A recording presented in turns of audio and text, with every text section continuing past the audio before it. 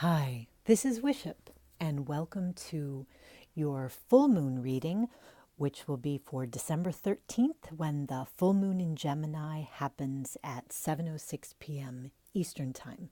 So, one thing I wanted to share about this full moon and the reason for all the hearts is that I think it's going to be a great time to express your thoughts and feelings rather clearly. Based a lot on Mars, I think that there may have been recent situations where you had to set some hard boundaries, or you felt you did, and you drew some very sharp lines. And the question is whether you or someone else built a wall that doesn't have any doors in it. So if you found that you created such a hard boundary that now it's difficult to find places where you can reach out and find a common touch point with someone with whom a relationship still has value. This full moon in Gemini may give you a way to express that feeling, sort of establish new ground rules. Now, this is relationships that are based on mutual respect. Gemini are the twins, but they're not the same. Frequently, sort of these twin figures in mythology are not the same in some crucial ways, but they have some common goals. So where you have people in your life where there are common touch points, family, workplace, organizations, social circles, relationships, residences, anything like that, you may be trying, after a period of setting a boundary, a very difficult boundary, and perhaps one you really felt you needed to set. But now you need to find a way to get influxes of fresh thoughts and fresh relationships over the wall, if you know what I mean. So if you created a heavy wall that's full of barbed wire, now is a time that you can reach out to someone with that caveat of self-respect and respect for the other, saying we don't have to be the same to respect each other and to get value from our relationship with each other, as long as that relationship has some ground rules, so to speak. Anyway, I hope you understand what I mean. I feel like that is an opportunity coming up for relationships in this Gemini full moon. And I think really over the next couple weeks, because Mars is going to go into Pisces. So all its really fiery energy about I'm right and this is what it has to be, that's going to get cooled down somewhat by the universal love of Pisces. And that's good because that's going to help you if you're reaching out and help other people reach out to you. So I think look for a softening of energies during this time, which could be really welcome and allow you within the integrity of yourself to define which relationships you want and how you want them to work. So for that, I've got a couple Lenormand cards, and we'll see what we get. I sort of chose all things that were sort of soft and pretty. Oh, look at that. Ring and tree. Well, now I'm going to bore you because I'm going to say some of the same stuff I just said. Ring is a card that usually has to do with commitments. It can be contracts too, in a practical sense. It can be contracts that you make with somebody, but it's about commitments. And because it's a Taurian kind of energy, it is based on values, shared values. So again, I'm talking about those common touch points. If there's someone that you work with, and maybe you share a desk or something like that, you have that common touch point, and you need that to be functional, even though you realize there are some distinct differences between you that are probably not going to change. So this is, how do you negotiate those commitments of value in a way with the tree that's very healthy for the long term? The tree is about things which are long lasting, things with deep roots. So again, this indicates to me that these are historic relationships, relationships that you may have had to redefine. So it could be a family, it could be, well, any sort of long lasting relationship, but that still has value to you. You've had to redefine it, set it up under new terms that will be healthy in the long term.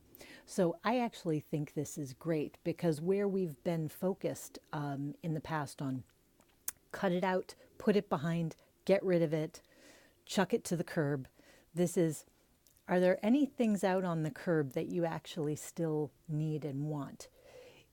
Your ability to go back and retrieve the things that are still of value under new terms is not a sign of weakness, and it's not a sign that you were wrong about the boundaries you set. It is a sign of your evolution into this new set of rules, if that makes sense. So the first thing you had to do was get distance from the situation enough that you could see it with some detachment and clarity. This Gemini full moon is going to help a lot with that. You're going to have that keen mind, and because it's the moon in Gemini, you're going to see your emotions clearly, and you may understand other people's emotions clearly. And in fact, things you didn't know before may come to the surface in the Gemini full moon. But it is going to clarify those things which are still of value to you, so that you can decide, you can pick and choose. Is this a friendship? Is this a work relationship? Is this an association that still has value for me? Under what terms can I, with authenticity and enthusiasm and in a genuine sense of love and appreciation, participate in this relationship? So I think this is all looking very healthy, and it's not so much about cutting everything out. It's about, maybe you have a sweater you really love and it just needs a little mending, but it does need some mending. You aren't going to be able to ignore that, but if you put in that time, and the other person in the relationship is willing to put in that time and that effort to see it with new eyes, which is also going to be aided for them by the Gemini full moon. And there's a lot of other planetary stuff going on, which you can look up if you're interested in that sort of thing. But basically, these are all things about dualities and polarities. So it's, how can we be different and yet benefit each other? How can you be the pillar on the north side of the building and I'm the pillar on the south side of the building? We're both pillars and we're both doing a job, but we're both doing it in a rather different way and with a different perspective.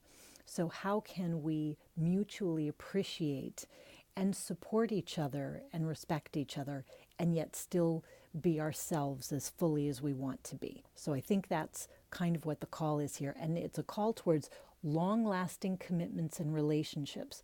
If you're involved in a new relationship, again, this is going to say, what things do you need long-term? What are your new ground rules? Perhaps based on things that you've learned over the past year or couple years. So here's a tarot card from the Shadowscapes deck. Okay, 10 of Pentacles, interesting, in reverse. I have a friend who says, you always say it's interesting, but to me it always is. So here's this dragon, and here's this woman sort of wrapped around the dragon. 10 of Pentacles in the upright can be a card of inheritance, of legacy. It's also a card that is called the castle. So it can be a castle that is self-sustaining and self-sufficient. So if you think of the traditional Rider-Waite depiction, there's almost this threshold, like a portal of a castle. And there's a woman and a child sort of looking for entrance to come through the portal to get to the seated elder. And there's sort of a guard or someone sort of standing in their, maybe standing in their way or maybe assisting them. It sort of depends on how you read it. But the 10 of Pentacles in reverse, and let's look at this card specifically actually, they're wound together. This is a long relationship, and it's the 10, so it's been going on a long time. This is saying things are not going to go on exactly like they have in the past. there's value here because these are pentacles. There are lots of pentacles, but your assessment of value is not going to be exactly the same as it has been in the past. And if there are long-standing traditions, long-standing legacies, like we talk about with Ten of Pentacles upright, those are things you are overturning to establish a new set of values that says, I can have a healthy relationship with you, I can be a part of this, but we have to set up a new contract. We can't go with the old rules and the old ways. We can't just stick with the way things have been done. And if we think of the meaning of the card as the castle, we can't just be isolated castles. We have to find ways to interact with the world, not just with the people within our own castle, but ways to get influxes of new ideas, new energy, new inspiration. So what are the terms for ourselves under which we can do that and still feel healthy and still feel authentic? So I think those are all questions that are coming up, but they're very good forward-looking questions, which I think you're going to be able to address with that Gemini full moon. There's going to be a lot of ability to think cleverly about these things. So let me get this oracle card. I picked another nice, soft, beautiful card, which is the what is it? Oh, Vintage Wisdom Oracle by Victoria Mosely. Look at this. I'm so happy. Isn't this sweet? Okay. New beginnings. Look at that. Okay. So it's really hard to say otherwise. It's a new beginning. And look how sweet this is. It's really loving. It's really supportive. So this can be a new beginning, I want to emphasize, in an established relationship. So this is not going back to things that don't work or things that you have decided do not have value for you, but things which still have value for you that are still relevant. You can make a new start with them.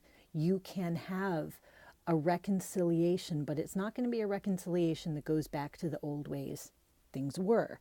This will be a reconciliation that establishes a new, healthy groundwork for things going forward. So, I don't know, I think the cards are all pretty consistent on this, and I feel like the astrology is pretty consistent on this. So, I don't know if this is a message you're hearing otherwise, but go out and realize that you are strong enough and brave enough and wise enough to be yourself fully in the presence of other people without feeling compromised or degraded, and that you don't have to be harshly judging them either. And of course, the planets have been emphasizing that recently, that we've kind of been making some harsh calls, but now the energy is softening, and it's a great time to take advantage of it and to enjoy these warm and loving and social new beginnings. So I hope that you enjoy this full moon and the 2 weeks to follow, and I will talk to you again at the new moon in Capricorn, which is coming up right near the end of the year, so it gets very exciting as we start thinking about setting new goals. But in the meantime, rock on with your bad selves. Oh, and also for everybody else, thank you to those who like, share, and subscribe. It is really appreciated. Yeah, that's it. You're awesome. Bye.